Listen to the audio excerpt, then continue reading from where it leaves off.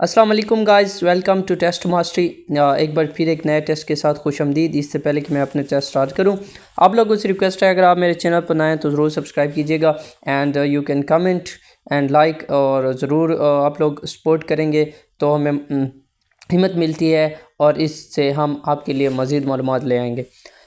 एक और बात, अगर आप किसी भी जॉब से डेली बेसिस पर अपडेटेड रहना चाहते हैं, बिज़ी होते हैं, जब आपको पता नहीं चलता या अप्लाई का तरीक़ाकार नहीं आता, या ख़ासकर फ़ीमेल्स जो मेरी बहनें हैं उनको अप्लाई करने का तरीक़ाकार नहीं होता, तो बाहर जाने के लिए मुश्किलात होती हैं, तो उनके लिए एक चैनल बनाया गया है जिस पे आप हर पोस्ट पे अप्लाई करने का तरीका सिखाया जाता है, जिस पे आप आसानी से आराम से बैठे घर बैठे अप्लाई कर सकते हैं। चलें अपने टेस्ट की तरफ चलते हैं, टेस्ट को स्टार्ट करते हैं।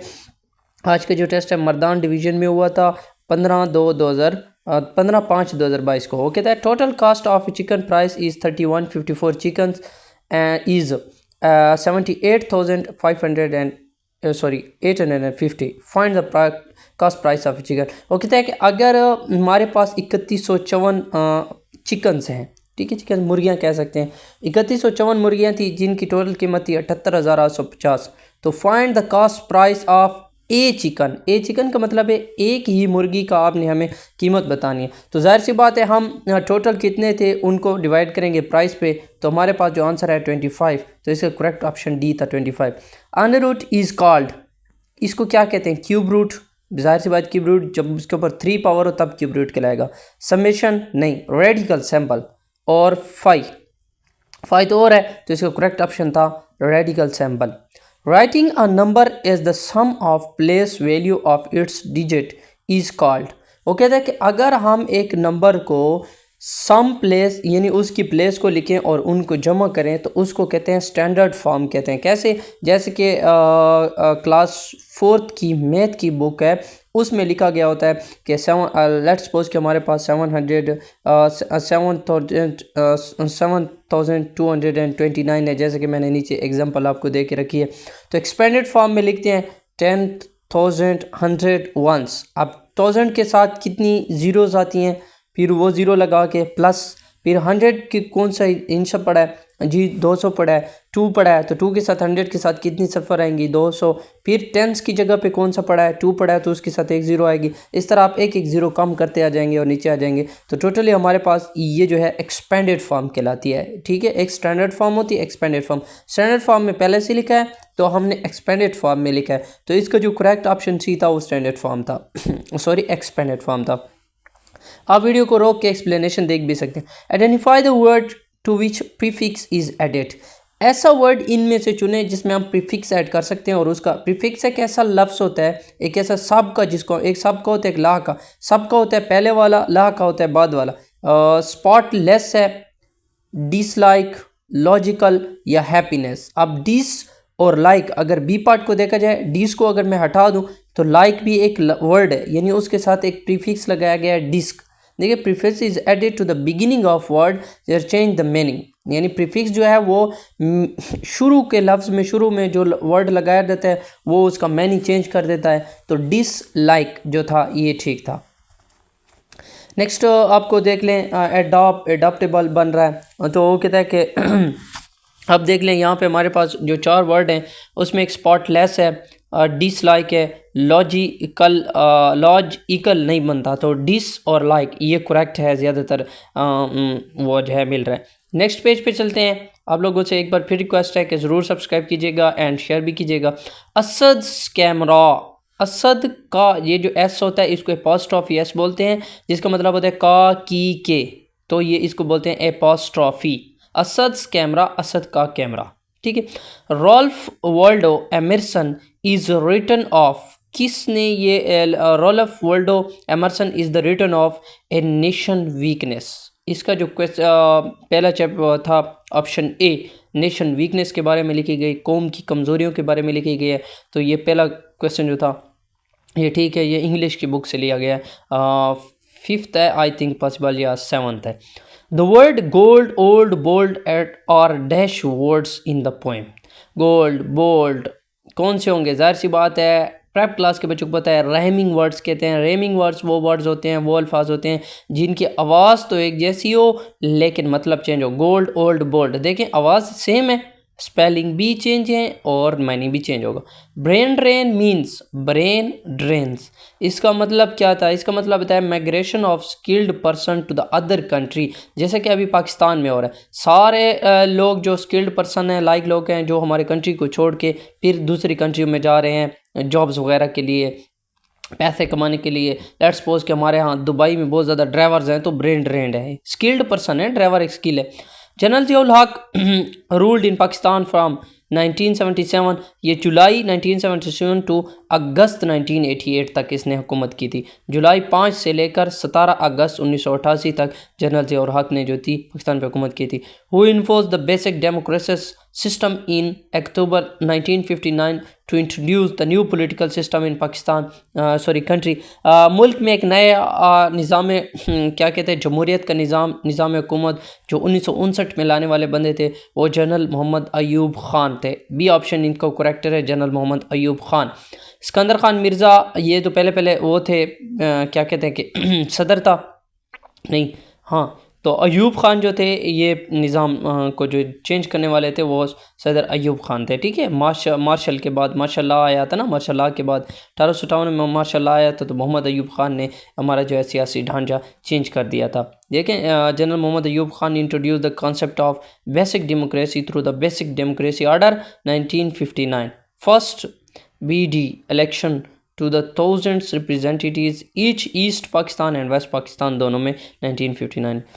1187 को जंगे अतैन में कितने ईसाई हलाक हुए थे?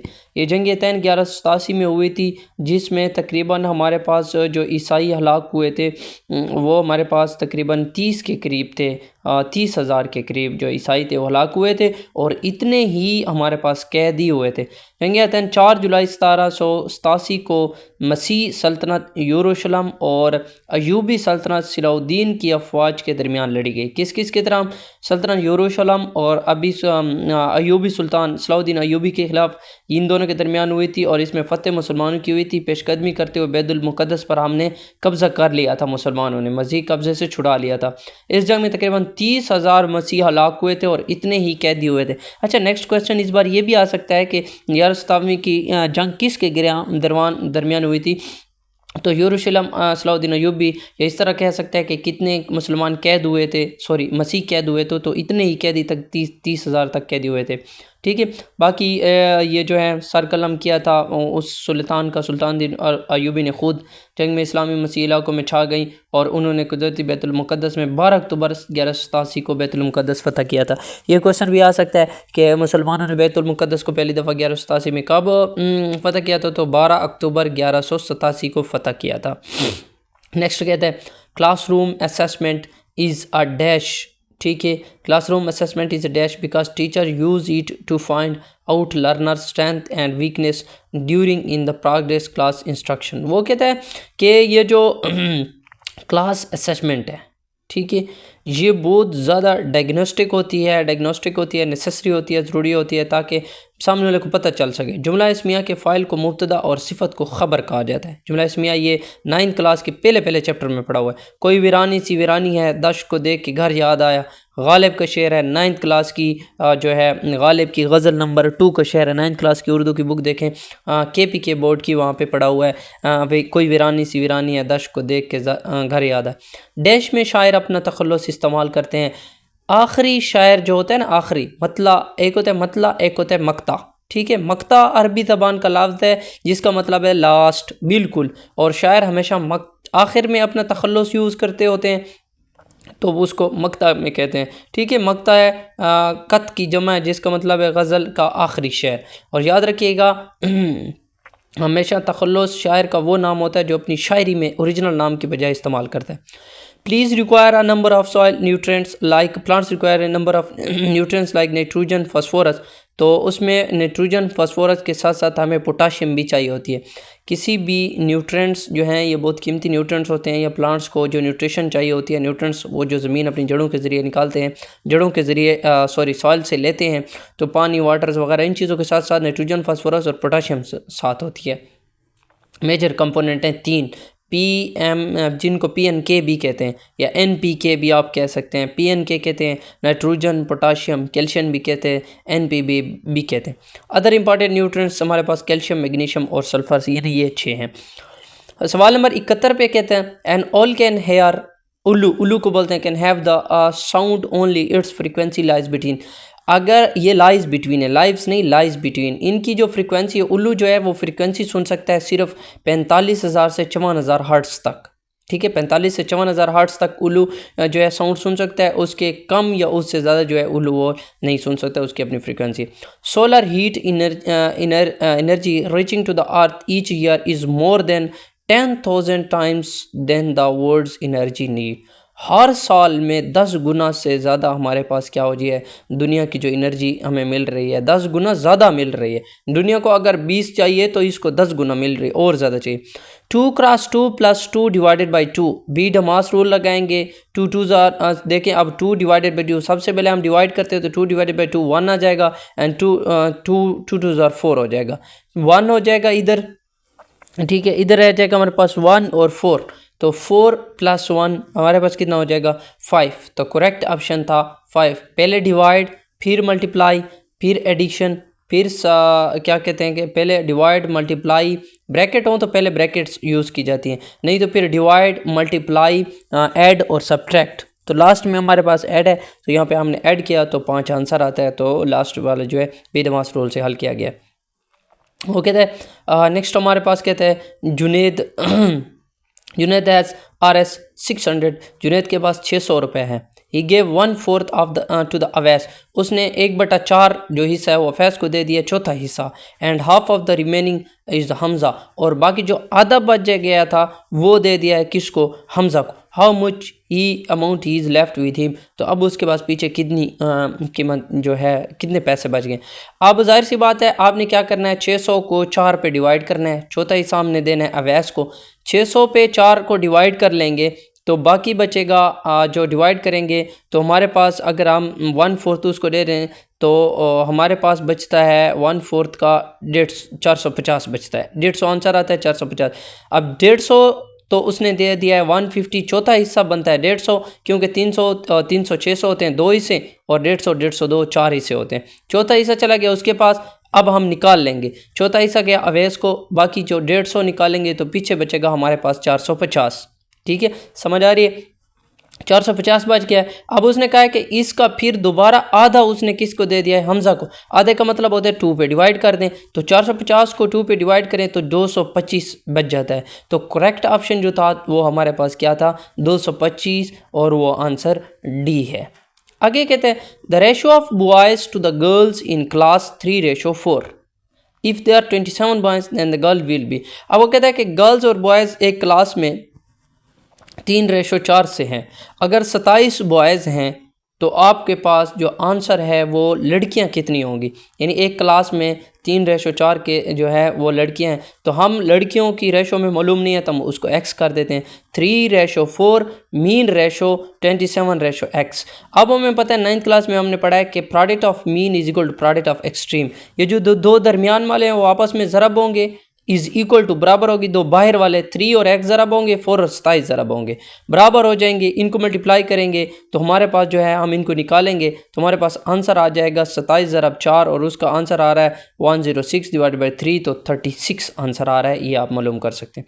Find the value of such that proportion is x 12 3x, फिर वही बात है product of mean is equal to extreme, x और 12 को मल्टीप्लाई करेंगे, 3 और 4 को मल्टीप्लाई करेंगे, क्रॉस मल्टीप्लाई पे ले लें, हमारे पास आ जाएगा 4x मल्टीप्लाई 12 3 36। अब 4 हमें x चाहिए, 4 इधर मल्टीप्लाई हो रहा है उस तरफ जाके डिवाइड हो जाएगा, 9 4 36 हो जाए, तो x आंसर हमारे पास क्या आ जाएगा 9, यानी सी ऑप्शन इसका करेक्ट है। वो कहता है x is less than 3, x जो है वो जो है 3 से लेस है। अच्छा, लेस और ग्रेटर लोग थोड़ा सा कंफ्यूज हो जाए, बताता चलो कि जिस तरफ ये v का मुंह खुला हुआ होता है वो ग्रेटर होता है, और जिस तरफ मुंह बंद होता है वो लेस होता है, ये याद रखिएगा।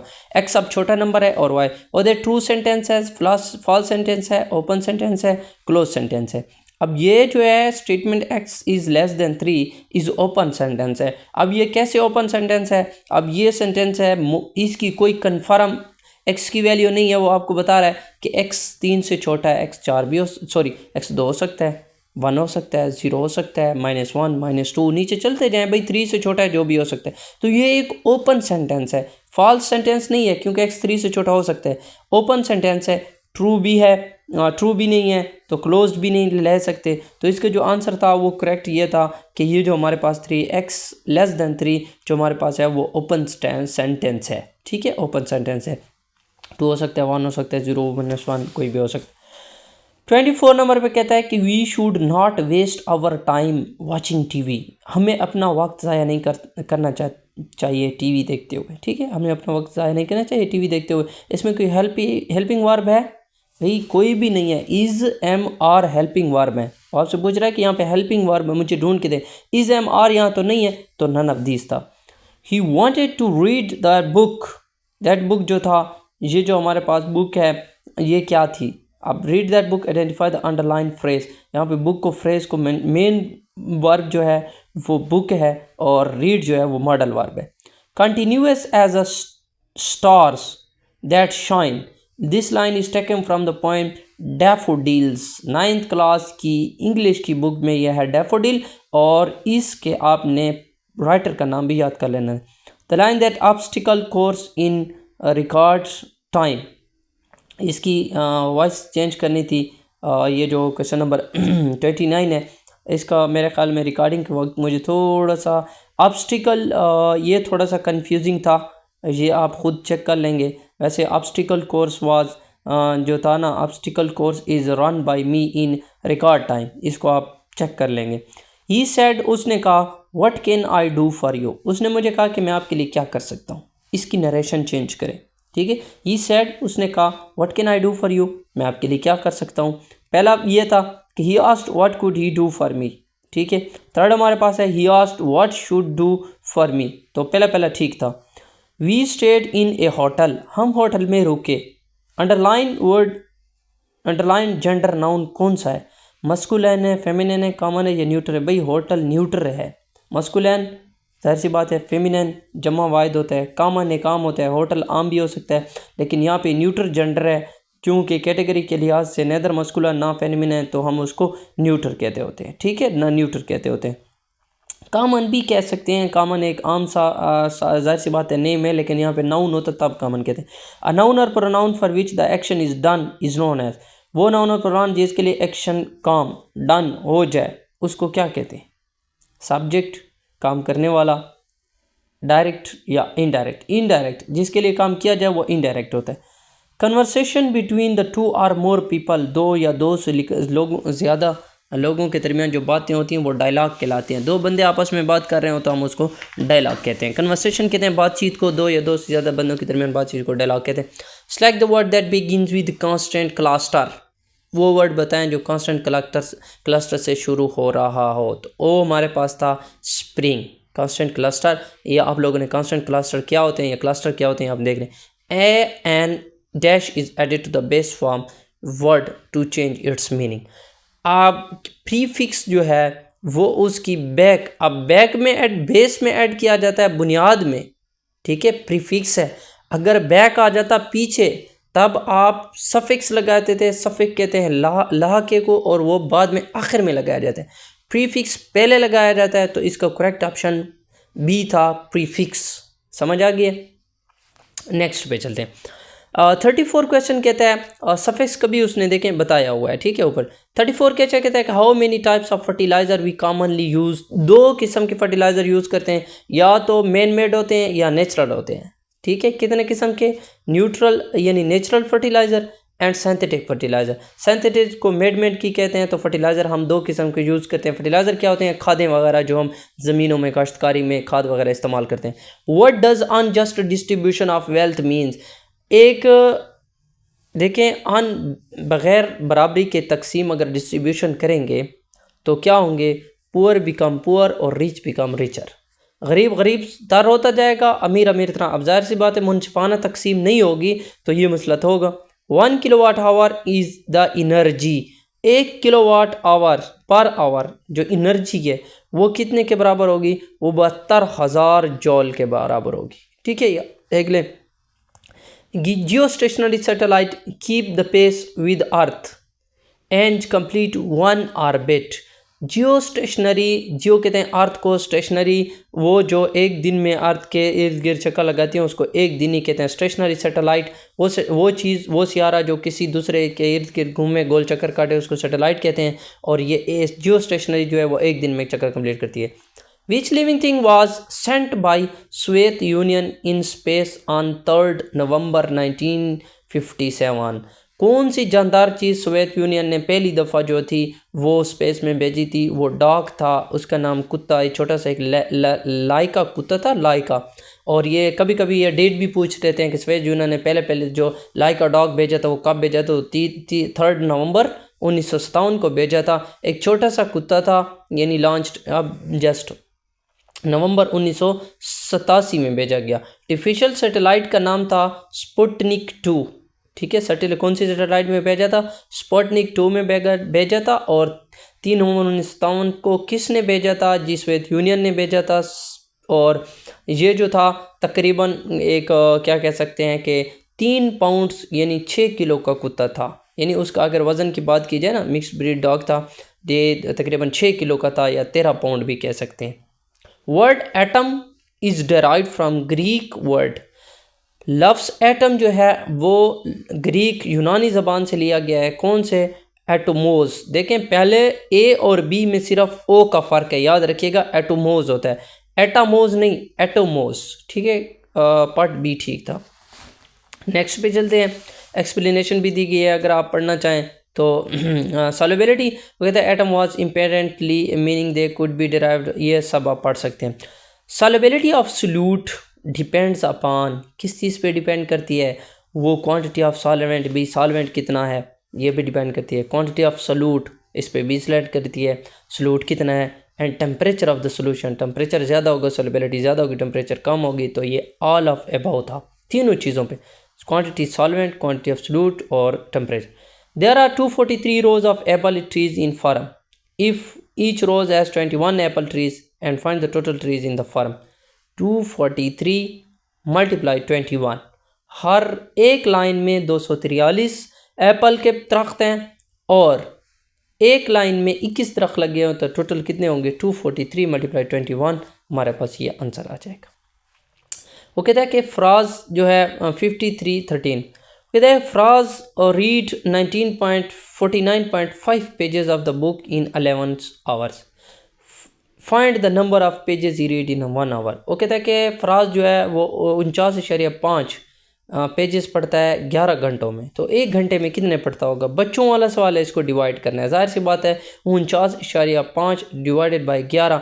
जब भी आपको एक चीज़ की कीमत मालूम करनी हो और बहुत ज़्यादा दिए गए हो तो आप ज़्यादा जो दिए गए हैं उन पे डिवाइड कर देंगे। What is the base? What of these is straight angle? Straight angle semi circle, straight line लगा उस पर आधा सर्कल 180 डिग्री का होता है। 0.6 mm मिलीमीटर है is equal to dash centimetre या सेंटीमीटर। अब देखें 0.06 सेंटीमीटर 6 सेंटीमीटर।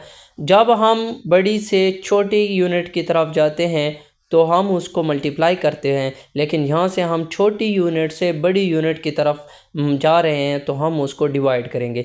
0.6 को डिवाइड करेंगे 100 के ऊपर तो आंसर आता है 0.06 सेंटीमीटर। ए ऑप्शन ठीक था। याद रखिएगा, जब छोटी यूनिट से बड़ी यूनिट की तरफ जाएंगे तो तब आप लोग मल्टीप्लाई करेंगे, और जब बड़ी छोटी की तरफ बनेगी तो फिर आप क्या करेंगे? सॉरी, उलट हो गया, छोटी से बड़ी की तरफ मल्टीप्लाई और बड़ी से छोटी की तरफ डिवाइड करेंगे। Solve the 9x - 3x - 12 for the x। इसको अगर हम सॉल्व करेंगे तो हम इसको फैक्टराइज कर लो यार, सिंपली फैक्टराइजेशन कर लो। फैक्टराइजेशन करने से आपको आंसर जो है वो मिल जाएगा आसानी से। यू आर माई सनशाइन, तुम मेरे चमकता हुआ सूरज हो, तुम मेरे शहजादे हो, जैसे हम कहते हैं। The figurative device is used, इसमें मेटाफोर है, ये मेटाफोर है। ठीक है। A dash is rewriting a poem's stanza into prose shape. ठीक है, हम किस चीज़ को दोबारा पोएम के स्टैंजा में लिख के प्रोज शेप में लिखते हैं? पैराफ्रेज को, पैराग्राफ को, आर्टिकल को या स्पीच को। ठीक है। पैराफ्रेज वो आपका इंग्लिश में आया होता है, right the paraphrase of the following. Poem का एक 4 वर्ड आपको दिए गए हैं, डेफिडुल वगैरह जी इंग्लिश के 9th पेपर में आता रहता है। In which year the Russia attack Afghanistan, Russia ने अफगानिस्तान पर कब अटैक किया था? 1979 में। ठीक है। अगर मज़ीद देखना चाहें तो सोवियत यूनियन जो थी उसने अफगानिस्तान पे 27 दिसंबर 1979 को हमला किया था और ये 1999 को फिर जो है विड्रू कर गए थे। लड़की, घोड़ी और मुर्गी मुअन्नस की मिसालें हैं। कौन से मुअन्नस की? मुअन्नस हकीकी है, लड़की भी होती है, घोड़ी भी होती है, मुर्गी भी होती है। नज़्म व ज़ब्त क़वाइद की रूह से कौन सा मुरक्कब है? नज़्म व ज़ब्त। देखें क़वाइद की रूह से कौन सा है, आप लोग खुद से अंदाज़ा लगाएं, मैं भी नहीं बताता। ठीक है। क्या है? नज़म ज़ब्त एक इंसान की सिफत है। ठीक है, सिफत बयान हो रही है ना कि उसका ये सिफत है, इसकी ये अच्छाई है, तो नज़्म ज़ब्त। क्रोमोसोम, जीन्स एंड थर्ड चीज़ हमारे पास dash is the basic of heredity, वो है डीएनए। क्रोमोसोम्स के ज़रिए, जीन के ज़रिए और डीएनए के ज़रिए आपकी जो आदत होती हैं, आपके अंदर आपके पेरेंट्स की आदत होती हैं, आपकी आदत फिर आपके बच्चों में होती है, जीन्स हेरिडिटी कहते हैं। आदत का मुंतकिल होना ये हमारे पास डीएनए में होता है। The colour of methyl orange in alkali is, methyl orange में अल्कली का जो कलर है वो कौन सा है? ये आप येलो है, या आप क्या करेंगे, पीरियडिक टेबल को देखेंगे, वहाँ पे तमाम की तमाम चीज़ों के कलर और हर चीज़ बताई गई है। ठीक है। नेक्स्ट पे आपको कहता है 53 पेज पे, सॉरी क्वेश्चन नंबर 53 पे कहता है electric fire alarm work on the principle of, किसके प्रिंसिपल पे काम करता है? इलेक्ट्रिक वर्क जो होता है, इलेक्ट्रिक अलार्म जो होता है, इलेक्ट्रिक अलार्म अक्सर आपको घरों में घड़ियाँ होंगी, आप अलार्म लगवा के सोते होते हैं, तो वो कहता है कि ये किस फेनोमेना पे काम करता है? कंट्रैक्शन पे, हीट ट्रांसफ़र पे, एक्सपेंशन पे या कंडक्शन पे। ठीक है। अब इनमें से आपने एक सिलेक्ट कर लेना है ज़रूर। ठीक है। एक्सपेंशन पे काम करता है, expand by the different amount of heating, heat transfer होती है और ये एक्सपेंड होता है, एक्सपेंड होने की वजह से ये क्या करता है, हीट करता है और हीट होने से हमारे पास अलार्म बजता है। Distance between optical centre and focal point of the lens is called focal length, उसको हम क्या कहते हैं? फोकल लेंथ कहते हैं। ठीक है। ये पहला ऑप्शन जो था ऑप्टिकल सेंटर होता है, फोकल लेंथ ठीक था, ऑप्टिकल सेंटर और होता है, प्रिंसिपल एक्सिस वो लाइन होती है। एंड ये आप मैट्रिक की 3rd चैप्टर लाइट का देखेंगे तो उसमें आपको ये तमाम चीज़ें मिल जाएंगी। Electrolyte used in dry cell is a paste of, electrolyte जो ड्राई सेल में इस्तेमाल होता है, खुश्क सेल में, वो अमोनियम क्लोराइड का पेस्ट होता है, काले कलर का जो बच्चों ने उठाया होता है। What is the sulphur widely used in chemical industries, where is the sulphur use chemical industry में जो सल्फ़र होता है वो कहाँ इस्तेमाल होता है? तो वो किस चीज़ को मैं एक्सप्लोजिव धमाका खेज़ चीज़ों को बनाने के लिए जो है सल्फ़र का मिक्सचर यूज़ होता है। रिलीफ अल क्लोब अल हनाजिर, ये थोड़ा सा छोटा था, समझ नहीं आती, जिसका मतलब है और कलेजा मुँह को आता है, किस गज़वे के मुतल्लिक़ था? गज़वा बनीउल अतलक। ठीक है, मुतलक। ग़ज़वा हुनैन के मौके पर कौन अपने सिपाहियों को लेकर किला ताइफ की में जा ठहरे? ठीक है, वो कौन थे? तला थे, मालिक बिन औफ थे, अब्दुर्रहमान थे या इब्न तला था? यहाँ पे लिखा है मालिक बिन औफ, लेकिन ये करेक्ट ऑप्शन यहाँ पे नहीं है, गूगल पे आप सर्च कर सकते हैं। कुरान करीम में बताया गया है कि रहमान के बंदे जब कुरान करीम में रहमान के बंदे जब खर्च करते हैं तो इसराफ़ नहीं करते। ठीक है, और ना बुखल से काम लेते हैं ताकि मियाना रवि इख्तियार करें। चैप्टर नंबर इस्लामियात की सूरत अहज़ाब में ये चीज़ दी गई है। Our dash occur which teacher use the evidence of student learning to make the judgement on student achievements against the goal and standard. हमारे पास था असेसमेंट ऑफ लर्निंग, ये जो थी ये बहुत इम्पॉर्टेंट क्वेश्चन है और ये कहता है कि very important for the every test, ये तमाम टेस्ट को ले एवरी बहुत ज़्यादा इंपॉर्टेंट है, इसलिए मैंने assessment for learning formative assessment भी दे दिया है। आपके पास assessment for learning formative assessment ये नंबर 2 पे एक्सप्लेन किया गया है और नंबर 3 को भी मैंने एक्सप्लेन किया स्पेशल असेसमेंट समेटिव असेसमेंट, ये आप ज़रूर पढ़ लीजिएगा। मैं अगर पढ़ता हूँ तो जो है वो टाइम ज़्यादा हो जाएगा, वीडियो थोड़ी सी लंबी हो जाएगी, ये आप लोगों ने खुद स्टडी कर लेना है और ये बहुत ज़्यादा ज़रूरी है, चारों असेसमेंट बहुत इंपॉर्टेंट है। Formative assessment generate timely student achievement information to evolution. वो जो था कि व्हाट डिड और व्हाट डिड नॉट लर्न, उन्होंने क्या सीखा क्या नहीं सीखा, या व्हाट द स्टूडेंट कैन और कैन नॉट डू। ठीक है। नेक्स्ट पे the Hindu society divided into 4 different caste which regard to their. हिंदुओं की जो सोसाइटी है, देखिए मज़हब के लिहाज से वो डिवाइड हुए पड़े हैं, वो 4 किस्मों में डिवाइड हुए पड़े हैं, 4। एक ब्राह्मण्स और काश्त्री, विशास और शूद्रास, ये 4 किस्म के इनके जो हैं कबीले बने हुए हैं, कौमें भी कह सकते हैं, कास्ट कौमों की तरफ डिवाइड हैं। तो ये 4 किस्म के डिवाइड हैं, ये 4 ब्राह्मस, काश्त्री, विशास और शुदास। हदीस की रूह से वो शख्स जिसके दिल में कुरान का कुछ हिस्सा याद ना हो वो डैश की तरह है, वो एक वीरान घर की तरह है। अगर आपके दिल में कुरान की कोई चीज़ याद नहीं तो आप वीरान घर है। हज़रत अब्दुल्ला बिन अब्बास रज़ियल्लाहु अन्हु से मरवी है कि हुज़ूर सल्लल्लाहु अलैहि वसल्लम ने फरमाया, वो शख्स जिसके दिल में कुरान करीम का कुछ हिस्सा भी नहीं और वो एक वीरान घर की तरह है। और अपनी आवाज़ पस्त रखो। ठीक है, ये नेक्स्ट क्वेश्चन है। अपनी आवाज़ पस्त रखो, दरजे झेल में से दुरुस्त का जवाब इंतखाब करें। ठीक है, अपनी आवाज़ पस्त रखो, ये क्या चीज़ है? ये आयत है, हदीस है, महफूज है, या फिर हदीस कुदसी है? आप देखें ये कुरान करीम की जो सूरत लुकमान है उसमें दिया गया है कि अपनी रफ्तार में मियाना रवि अख्तियार करो और अपनी आवाज़ को पस्त रखो। यकीनन आवाज़ों में सबसे बदतर आवाज़ गधों की आवाज़ है। नहीं पस्त रखनी चाहिए, ये एक आयत है। और सबसे ज़्यादा ऊँचा जो है वो गधा बोलता है, गधे की आवाज़ होती है। तो इसलिए हमें क्या करना चाहिए? अपनी आवाज़ को धीमा रखना चाहिए, आवाज़ पस्त रखना चाहिए। 9 हिजरी को कौन सी इबादत फ़र्ज हुई? आसान सा है, हज थी। Classroom assessment used to measure the level of achievement on learning the target and subsequently to determine the report card grade is. ये कौन सी असेसमेंट है? ये समेटिव है, फॉर्मेटिव है, या प्लेसमेंट है? तो ये समेटिव असेसमेंट है। मैंने आप लोगों को पहले बताया कि ये चारों की चारों असेसमेंट आप पढ़ लें। According to the surgeon summarised to the role of assessment in learning the following point except. ठीक है, वो कहता है कि सर्जन के मुताबिक बाकी तमाम सही हैं लेकिन it fulfil the student expectation. ये जो बात है ये गलत है। Point of view learning as except, इसके अलावा बाकी तमाम बातें ठीक है।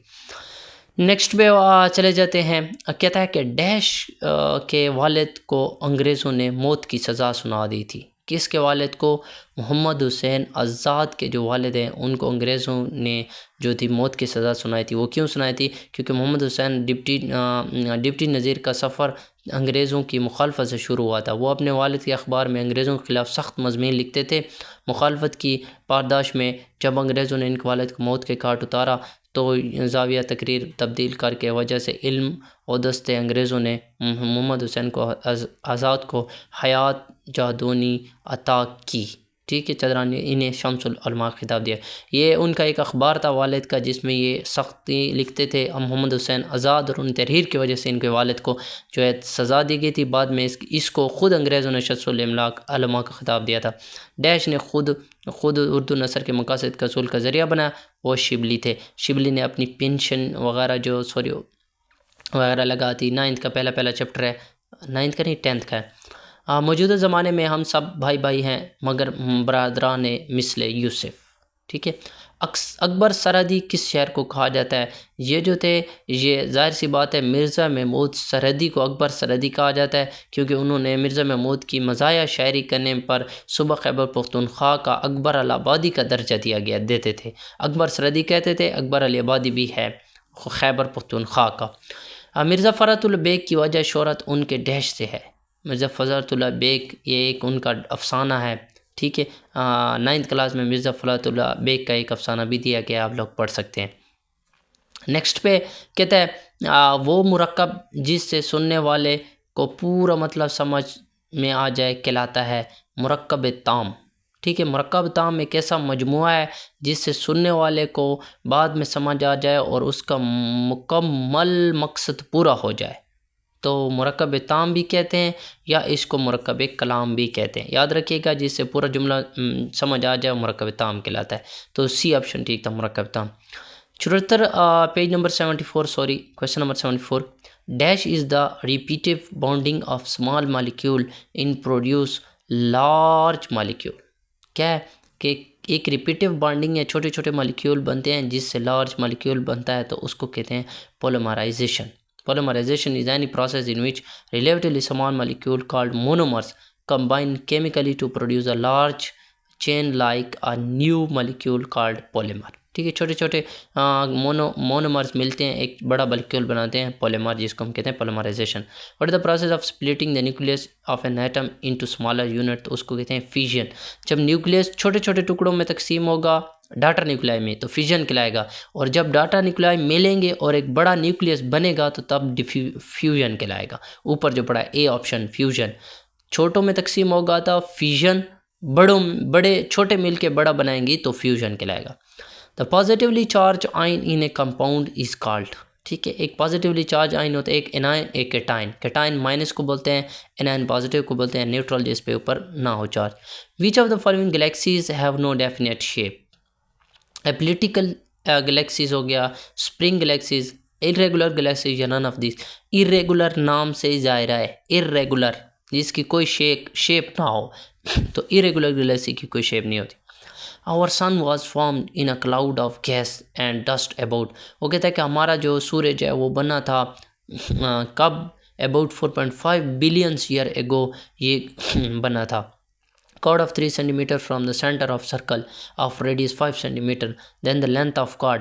अगर हमने लेंथ ऑफ chord मालूम करनी है, ठीक है, तो आप क्या करेंगे, इसका एक फार्मूला है, लेंथ ऑफ chord मालूम करने का एक फार्मूला है कि आप क्या करते होते हैं, 2 मल्टीप्लाई करते हैं अंडर रूट के अंदर, रेडियस का स्क्वायर ले लेते हैं माइनस डिस्टेंस का स्क्वायर। रेडियस हमें 5 दिया गया था, डिस्टेंस हमें 3, 5 5 25, 3 3 9, 25 माइनस 9 16 बचता है, 16 बाहर आएगा, 4 बचेगा अंडर रूट से और 4 दूने 8। Tangent theta plus cotangent theta is equal to cosecant theta. Tangent cotangent cosecant theta के बराबर हो जाएगा। The ureter is in a tube that carries the urine into urinary bladder.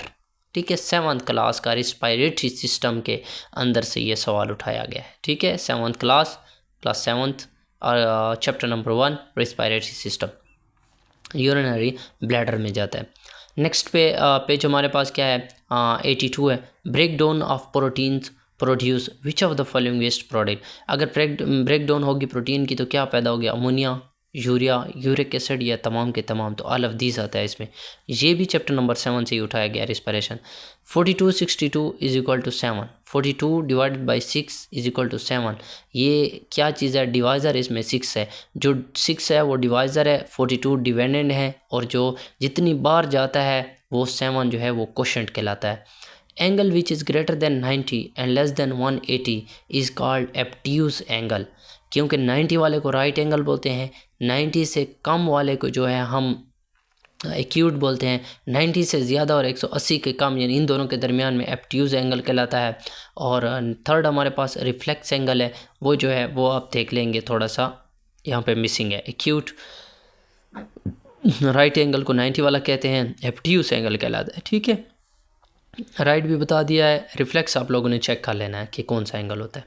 Next पे चलते हैं। नेक्स्ट हमारे पास 85 है कि विच of the following number is divisible by 4। इनमें से कौन सा ऐसा हिंसा है जो डिविजिबल बाई 4 है।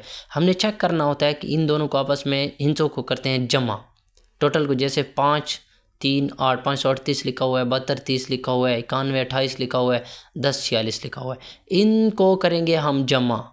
ठीक है, इनको हम क्या करेंगे, जमा करेंगे, लास्ट 2 डिजिट को अगर जमा करें और अगर उसके आखिर में 0 है या ऐसी चीज़ आ जाए जिसके ऊपर 4 का टेबल जाता हो तो तब ही हमारे पास वो कहलाएगा कि इसके ऊपर 4 का टेबल जाता है, नहीं तो नहीं जाता। 5th क्लास की साइंस में कि 2 वाला किस पे जाएगा, 4 वाला किस पे जाएगा, 5 वाला किस पे जाएगा, ये सारी चीज़ें बताई गई। Area of square of the length of side 6 centimetre is 6 6 और 36। एरिया जो होता है लेंथ मल्टीप्लाई लेंथ होता है स्क्वायर का। ठीक है, रेक्टेंगल का भी लेंथ विड्थ होता है। और इसी तरह मज़ीद अगर आप चेक करना चाहें तो देख सकते हैं। ये ब्रैकेट्स दी गई हैं, इस कॉल्ड पैरासेंथीसिस। पैरेंथीसिस दी गई है, इनको हम पैरेंथीसिस कहते हैं। काउड ब्रैकेट्स होते हैं, करली ब्रैकेट भी कहते हैं, सर्कल्ड ब्रैकेट या ऑल ऑफ अबव। तो मैंने आपको नीचे ये तमाम चीज़ें बता दी हैं कि इनको स्क्वायर ब्रैकेट कहते हैं। सबसे बड़ी ब्रैकेट स्क्वायर ब्रैकेट होती है, दरमियानी ब्रैकेट करली ब्रैकेट होती है, ये हमारे पास एंगल्ड ब्रैकेट्स होती हैं, और ये पैरेंथीसिस कहलाते हैं, पैरेंथीसिस। ठीक है, ए ऑप्शन ठीक था। 88 देख लें कि and silent sank and stored to sink, identify the literally device use to line alliteration, ये हमारे पास क्या है, अल्ट्रेशन है। आगे कहते हैं choose the correct number of syllables in televisions, televisions में सेलेबल्स कितने आ रहे हैं, टेलीविजन, देखें इस तरह पर सेलेबल्स का कहता है कि कितनी कितनी साउंडें निकाल है, टेलीविजन्स, देखो 1 2 3 4, आप लोगों ने सेलेबल्स ऐसे मालूम करने होते हैं, टेलीविजन, ठीक है, ऐसे देखना है। नेक्स्ट पे वो कहता है कि identify the possessive pronoun his her और माइन। अच्छा मैं आपको बता दूं कि पोजेसिव प्रोनाउन कौन से होते हैं, आपने खुद इससे ऑप्शन खुद से सिलेक्ट कर लेना है। पोजेसिव प्रोनाउन वो प्रोनाउन होते हैं जिसमें वो मालिकियत शो करें, ओनरशिप शो करें, जैसे माई मेरा है, हर उसका है, मालिकियत बता रहा है ना, यूर तुम्हारा है, ठीक है। ये वो प्रोनाउन जिसमें आपको क्या शो कर रहा हो, मालिकियत, ओनरशिप शो कर रहा हो कि दिस बॉल इज़ माइन, ये मेरी बॉल है, ठीक है, माई बॉल मेरी बॉल है, माई फ़ोन मेरा फ़ोन है, हिज फ़ोन उसका है, देयर्स उनका है, हुज उसका है, ठीक है। तो आई एम प्लेइंग फुटबॉल, यहाँ पे एम जो है अंडरलाइन वर्ड, ये क्या है, मॉडल वर्ब है, मेन वर्ब है, एक्सिक्यूटिवली वर्ब है या इर्रेगुलर वर्ब है। वैसे यहाँ हम इसको हेल्पिंग वर्ब भी कह सकते हैं, अगर हेल्पिंग वर्ब का ऑप्शन होता तो लगाते, नहीं तो यहाँ पे सी वाला ऑप्शन ठीक था, सी वाला ऑप्शन जो है वो ठीक है। 92 पे आते थे, an garden is changing its clothes which figurative device is used in this line, कौन सी जो देखें ना, वो गार्डन जो है वो अपने क्लॉथ्स से चेंज कर रहा है, इस लाइन में जो डिवाइस यूज़ हुई है वो पर्सोनिफिकेशन कहते हैं, ठीक है, सी ऑप्शन ठीक है, पर्सोनिफिकेशन। मेरी प्रोनाउंसिएशन थोड़ी सी क्या कहते हैं कि कमज़ोर है, आप लोग इसको ख़ुद प्रोनाउंस कर लिया करें।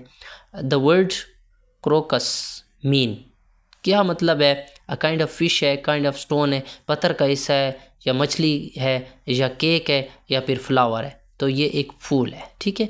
Choose the correct minimal pair in the following, minimal pair जो था पिन डिन, क्वेश्चन नंबर 8 ठीक है, पिन डिन। You ought to come early, identify the verb in the sentence, ought to come modal verb इसमें है, आउट टू, ये हमारे पास क्या है, मॉडल वर्ब में। नेक्स्ट 96 पे आ जाते हैं, वर्ड आर्यान्स मीन्स खूबसूरत लोग, आर्यान्स का मतलब होता है खूबसूरत लोग, ब्यूटीफुल लोग, जैसे कि आप लोग हैं, तो सी ऑप्शन ठीक था। The general selection of 1945 to 1946 were held in, कितने 1945 से 46 में 11 सूबों में जनरल इलेक्शन हेल्ड किया गया था, 11 सूबों में, ठीक है। नेक्स्ट पे कहता है according to the 14 point residentiary power should be visited, ठीक है, 14 नुकात के मुताबिक जो पावर है वो दी जाए, किन को, सूबों को दी जाए। तो ये था मर्दान डिवीज़न का PST का टेस्ट। अगर आपको वीडियो पसंद आई तो लाइक ज़रूर कीजिएगा और शेयर भी कीजिएगा। बाकी अगर आप लोगों को कोई मसला हो तो ज़रूर आप पूछ सकते हैं कमेंट्स में। इंशाल्लाह इनकी तैयारी के लिए एक और चैनल बनाया जा रहा है, व्हाट्सएप ग्रुप